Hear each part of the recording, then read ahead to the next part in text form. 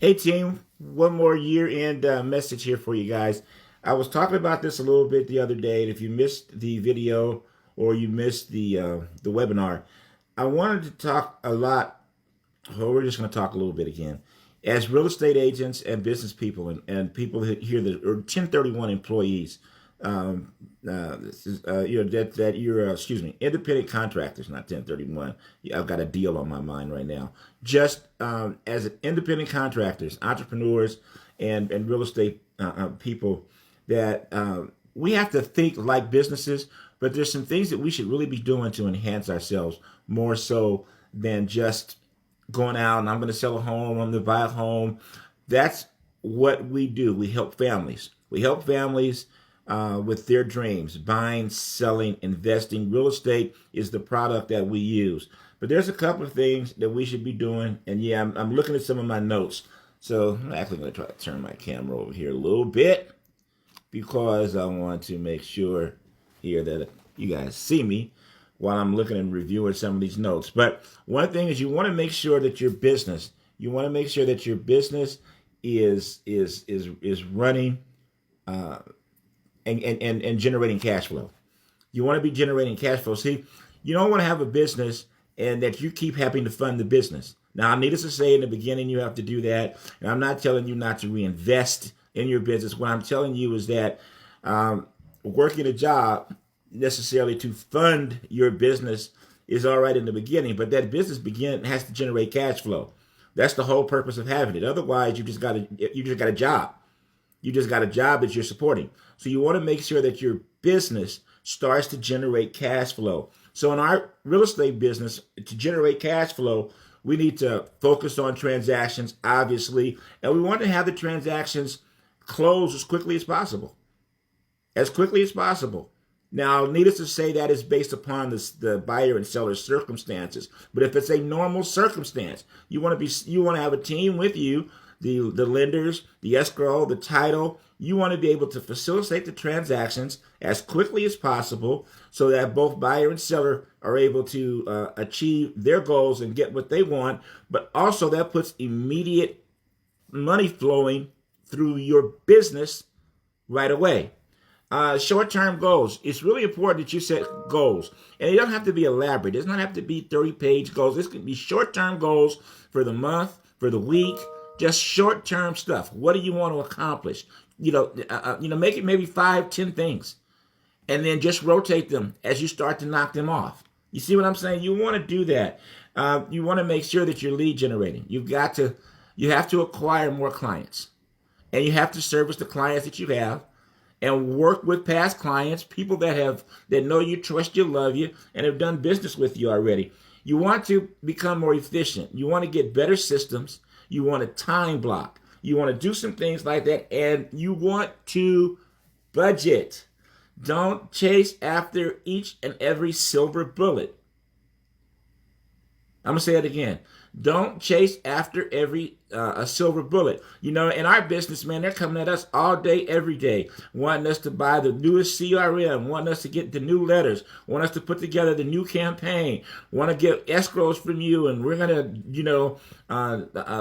give your seller $200 off. You're getting bombarded with stuff. Internet leads, generate leads. Don't pay now, pay later. I don't know about you guys, but man, I don't know. I get so many of those a day. Half of them I don't look at or listen to anymore. It's hard to answer your phone because that's what you're getting and getting texts for and all of that kind of stuff.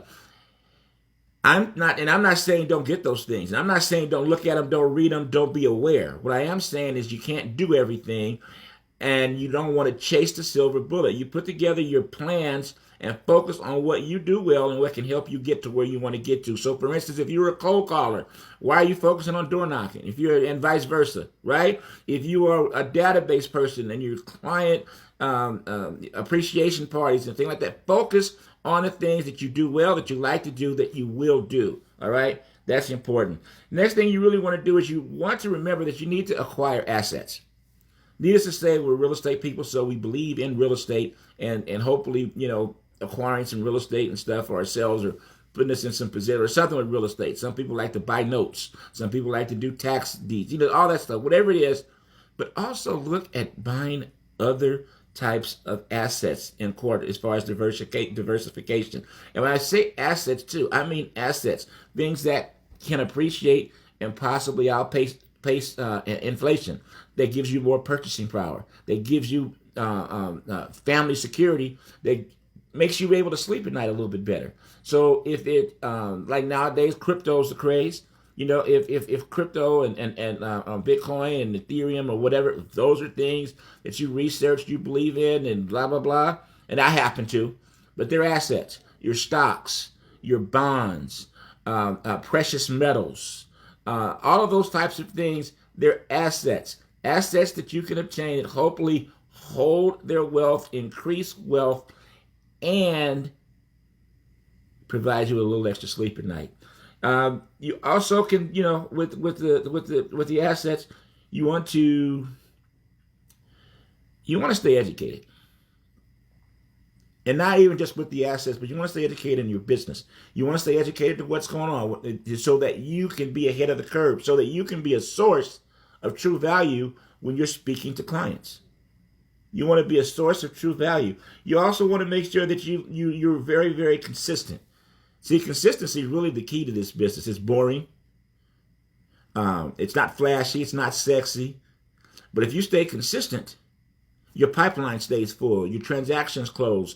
The buyers and sellers that you help, the referrals that you get. But you got to be consistent. Can't do it every now and then. Can't write one personal note this month and not write one until in January and December. Now you go, oh, geez, I'm going to write a personal note to everybody I know, all 2,000 people. But you haven't done anything with them at all for the whole year. Right? And you want to be consistent with those types of things. You want to try to pay your bills off if you can. Right? You want to pay your bills off. You want to, again, keep your expenses down. Try to avoid what you may consider a risky investment. You get a tip from your cleaners. You get a tip from the Uber driver. You get a tip from family members that are not necessarily doing as well as you.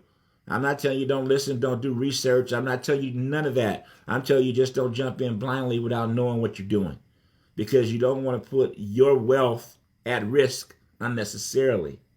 So, just a couple of things. I know I rambled a little bit. I know I kind of went around a little bit in a circle, but this is stuff that you really need to do, you really need to think of, and you really need to plan. I want to see us all succeed and win. And if you look at the top 1% in the wealth in this country, these are things that they do, how they get to where they got, and how they maintain where they're at. God bless, and I look forward to us all rising to the top. You take care.